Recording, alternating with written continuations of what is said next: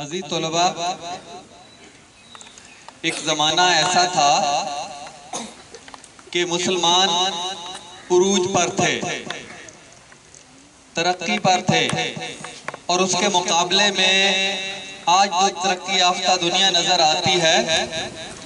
وہ اندھیروں میں ڈوبی ہوئی تھی۔ یورپ سارا اندھیروں میں ڈوبا ہوا تھا۔ اس وقت کے جو سائنسدان تھے، آپ کتابوں میں ان کے بارے میں پڑھتے ہیں، بولی سینا،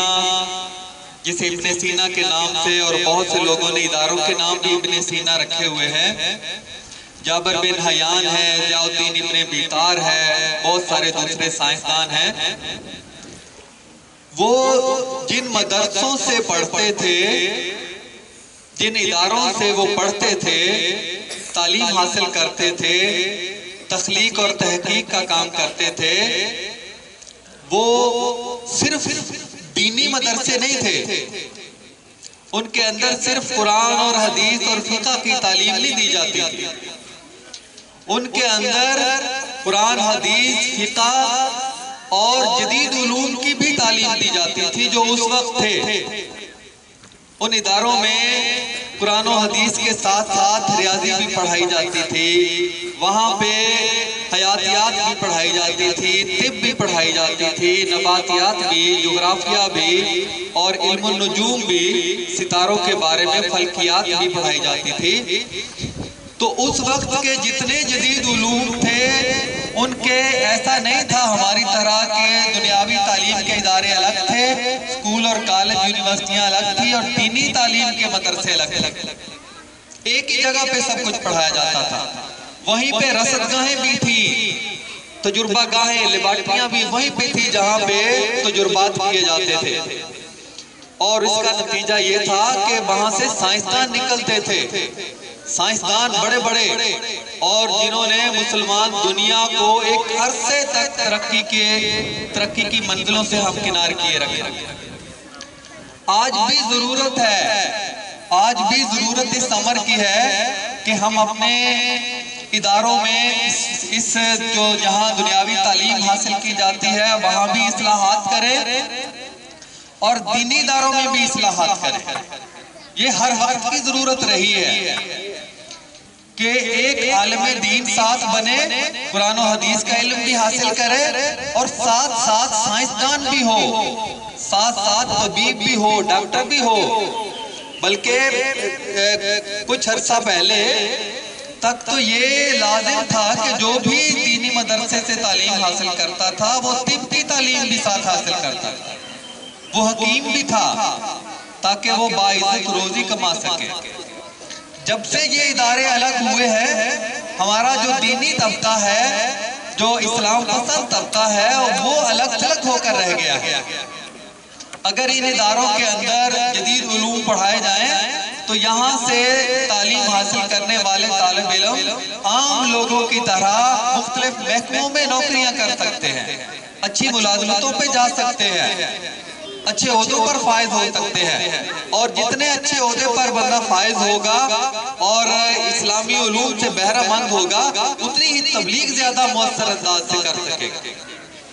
تو یہ بہت وقت کی ضرورت ہے کہ مدرسوں کے اندر اصلاحات کی جائیں، اور ہمارے نظام تعلیم کو بھی اپنی قومی زبان اور اپنی تہذیب کے ساتھ جو ہے وہ مزین کیا جائے۔ لیکن ایک بات کا خیال رہے، ایک بات کا خیال رکھنا بہت ضروری ہے کہ جب اس طرح کی اصلاحات کی ہم بات کرتے ہیں تو غیر ملکی این جی اوز کتے کی طرح دم ہلاتے ہوئے آتی ہیں، کہتی ہیں جی ہمیں بتاؤ، ہم آپ کی مدد کرنا چاہتے ہیں، آپ یہ اصلاحات کر رہے ہیں، ہم آپ کی مدد کرنا چاہتے ہیں۔ ان سے بچنا بہت ضروری ہے۔ دینی مدرسوں میں عربی ذریعہ تعلیم ہے، دینی مدرسوں میں فارسی ہے، دینی مدرسوں میں اردو ہے۔ اگر ذریعہ تعلیم عربی رکھا جائے، فارسی رکھا جائے، ان کی مرضی سے اردو رکھا جائے، تو میں سمجھتا ہوں کہ دینی مدرسوں سے بھی ڈاکٹر، انجینئر اور بڑے بڑے سائنسدان بن کے نکل سکتے ہیں۔ آپ دیکھیں مصر کے اندر تمام علوم و فنون عربی میں پڑھائے جاتے ہیں، جامعہ قاہرہ میں دینی بھی پڑھائے جاتے ہیں اور دنیاوی بھی پڑھائے جاتے ہیں۔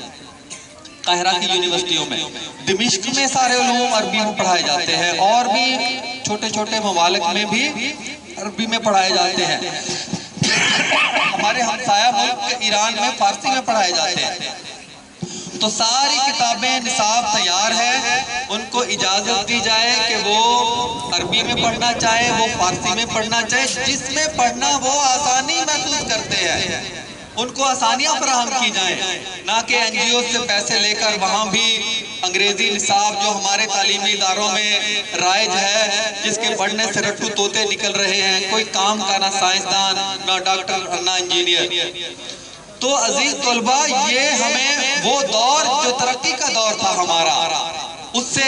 آدمی وہ ہوتا ہے جو ماضی سے سبق سیکھتا ہے، اس سے ہمیں سبق سیکھنے کی ضرورت ہے۔ اور وہ جیسے علامہ اقبال نے شراب کہن کہا ہے، شراب کہن پھر پلا ساقیا، کہ وہ شراب کہن جو پیتے تھے اور دنیا کے اوپر راج کرتے تھے، پوری دنیا میں سکہ چلتا تھا،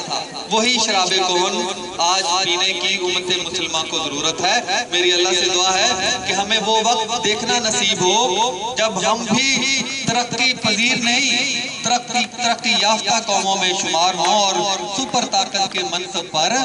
ہم بھی فائز ہو سکیں۔ وما علینا الا البلاغ المبین۔